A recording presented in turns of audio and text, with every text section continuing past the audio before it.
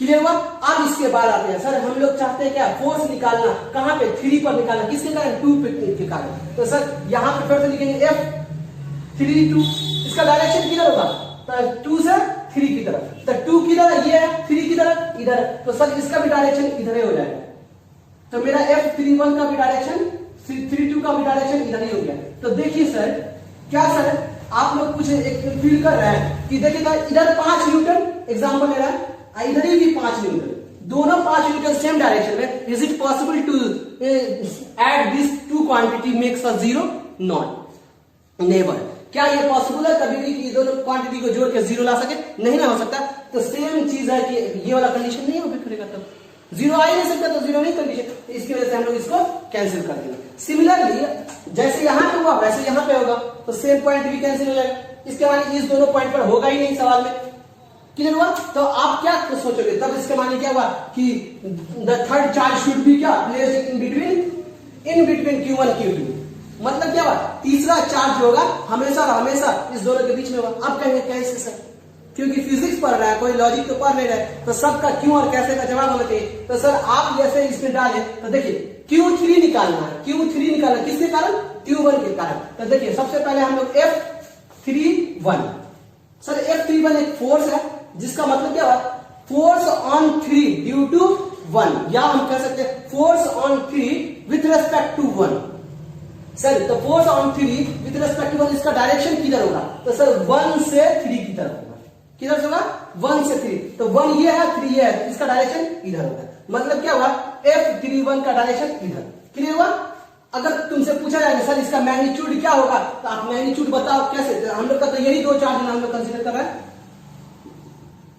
अब बोलोगे सर इस पॉइंट पर क्या है, कौन सा चार्ज रखेंगे, तो हमको मालूम नहीं, तो कहेंगे सर Q3 चार्ज रख रहा है, कह रहा है कि किधर रखेंगे तीसरा चार्ज, तो तीसरा चार्ज को Q3 चार्ज मान लेते हैं। तो सर अगर हम लोग से पूछे तो कितना होगा, तो हमारे पास फॉर्मूला है, पूरा उसका फॉर्मूला क्या कहता है, K Q1, तो Q1 कितना है 1, और Q2 कितना है इस कंडीशन में, तो Q3 है, अपॉन सर डिस्टेंस ना, तो इसका डिस्टेंस हमको मालूम नहीं था, हम कहेंगे Q1 4 से x डिस्टेंस पर है, तो हम लोग क्या लिख सकते हैं, x स्क्वायर। क्लियर हो रहा। अब आते सर हमको Q3 पर भी निकालना है, क्या चीज, फोर्स निकालना, किसके कारण, तो इसके कारण निकाल चुके हैं, अब क्या बचा, इसके कारण निकालेंगे, तो हम लोग लिखेंगे सर F32, सर F32 का डायरेक्शन क्या होगा, 2 से 3 की तरफ, 2 से 3 की तरफ, तो 2 ये है, 3 ये है, 2 ये है, 3 ये है, इसका डायरेक्शन इधर, मतलब क्या हुआ, F32 along this direction।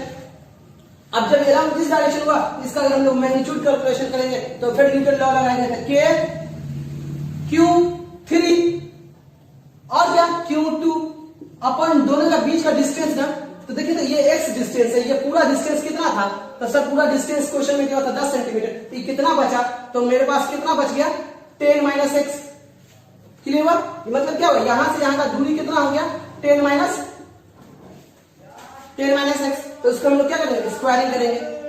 Sir in our question F net is equal to कितना 0, that's why rightward force बोला क्या, लेफ्ट वार्ड फोर्स बोला, इसी चीज को हम लोग अप्लाई कर सकते हैं। राइट वार्ड फोर्स कितना, इधर राइट वार्ड फोर्स F31 और लेफ्ट वार्ड फोर्स बोला क्या F32।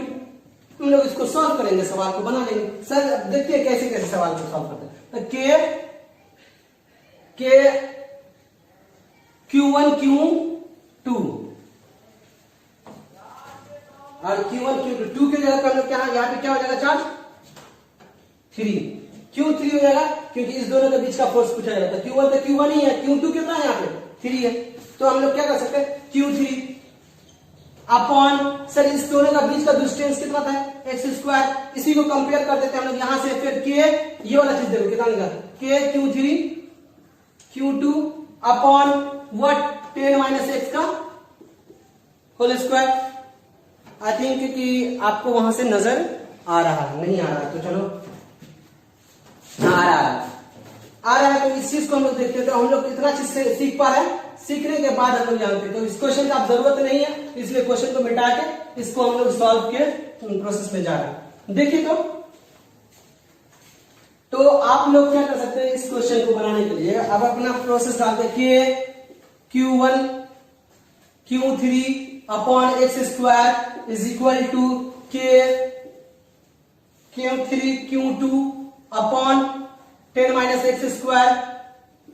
Our interest to find out the value of x na. Our interest what?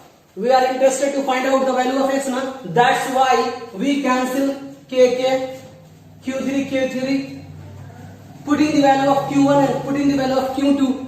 Sir, Q1 is what? The Q1 is equal to 2 into 10 to the power minus 6. Well, x square is equal to what? Q2 is equal to what? 1 into 10 to the power minus 6 upon 10 minus x का whole square. After that 10 to the power minus 6, 10 to the power minus 6 cancel each other. अब आते हैं, हमारा यहीं पे से खेल शुरू हो रहा है। सर आप देखो, कुछ थोड़ा फील कीजिए। आपके पास क्या दो इक्वेशन आ गया, तो आप क्या कर सकते थे? सर एक तो ये कर सकते थे 10 माइनस एक्स का होल स्क्वायर इंटू 2 और एक्स स्क्वायर। इससे क्या होगा कि आप जो है इसको 100 minus x square sorry plus x square minus 20x, इसको कैलकुलेशन करने पर फिर इसको गुना कर देना जाता है 2 से, फिर एक्स स्क्वायर। इससे क्या होगा कि हमको क्वाड्रेटिक इक्वेशन आएगा और क्वाड्रेटिक इक्वेशन से x का मान निकालेंगे तो वो लेंदी प्रोसेस है। तुम पढ़ रहे हो आसिफ सर से अपना लेंदी प्रोसेस, इज इट ना?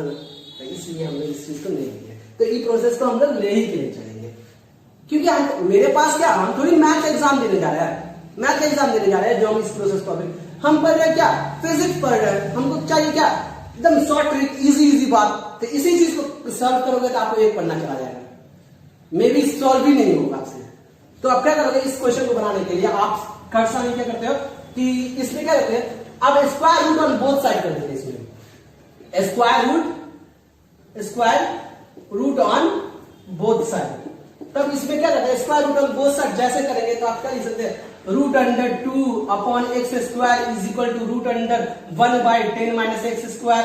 इसको हम लोग सॉल्व कर लेते हैं। सॉल्व जैसे ही करेंगे तो आप क्या लिख सकते हैं इस चीज को, तो सॉल्व कर सकते हैं। तो करते हैं तो ये रूट अंडर 2 आ जाएगा अपॉन एक्स आ जाएगा, इसी तरह 1 माइनस 10 माइनस एक्स आ जाएगा।